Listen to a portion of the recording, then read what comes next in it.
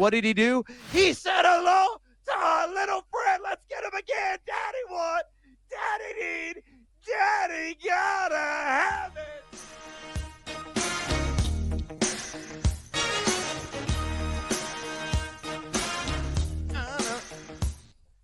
And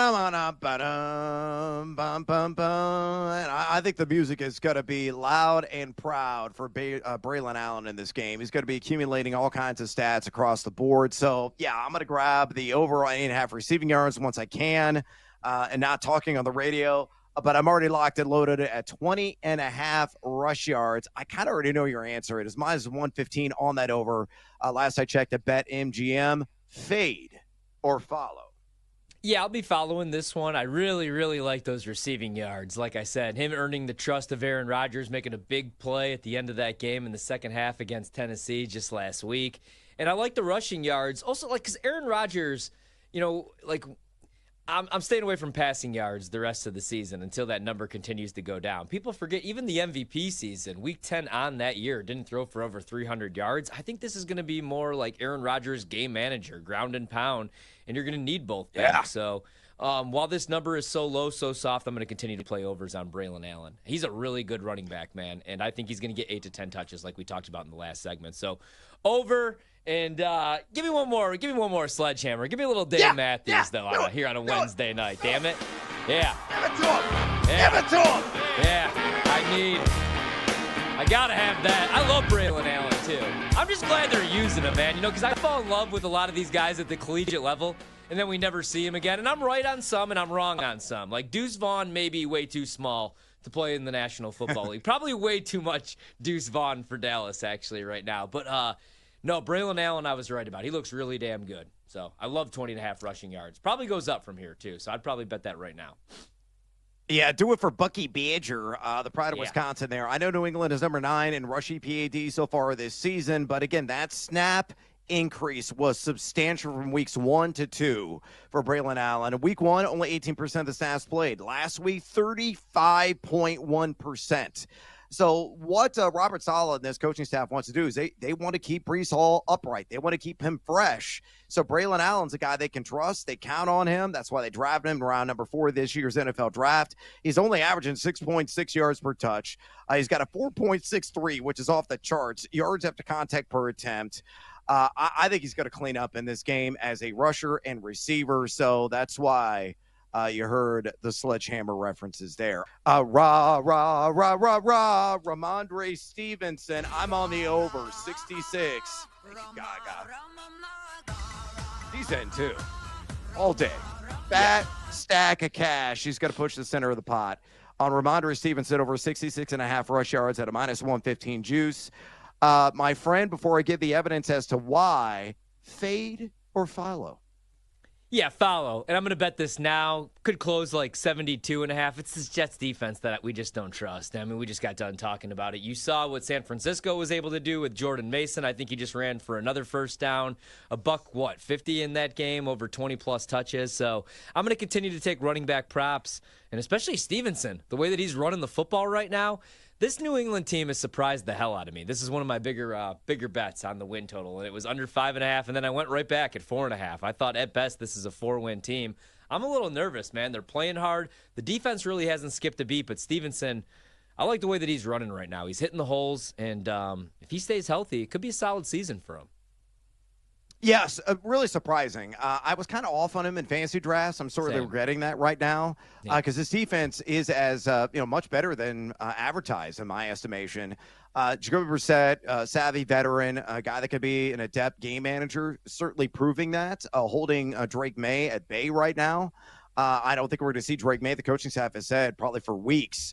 It's got to have to turn south in a hurry for New England than to insert the rookie to see what he's got. But Rhamondrae Stevenson's going to be the heart and soul of this offensive attack, especially against the Jets.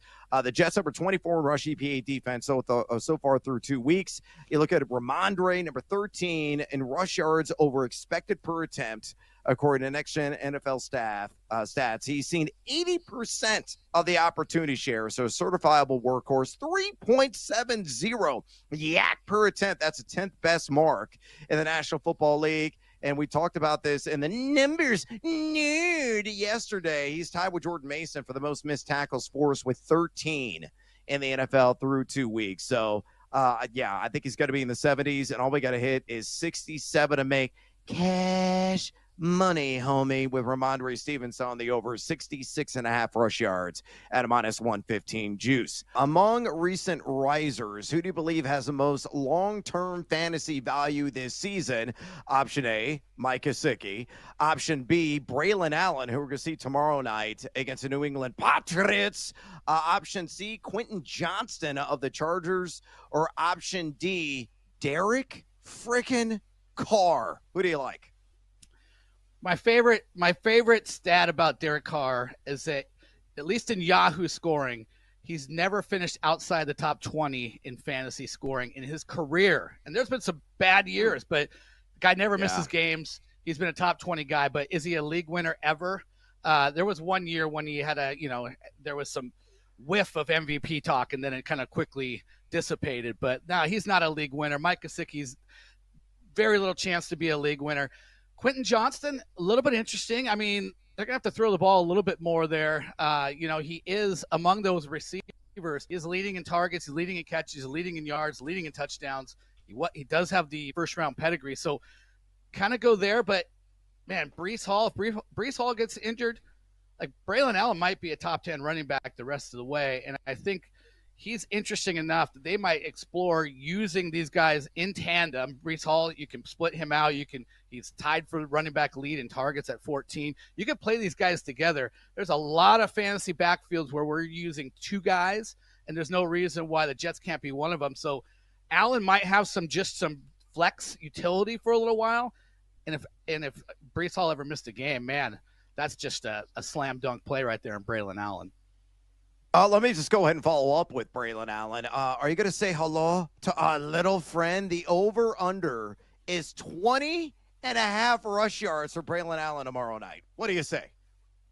Well, what I say is I'm going to pivot to the receiving yards, which I've seen at 8.5, and he's gone over that in both games. And I did see that. I'm 20 on it. plus. So what I'm saying is, Daddy want, Daddy need, Daddy gotta have it.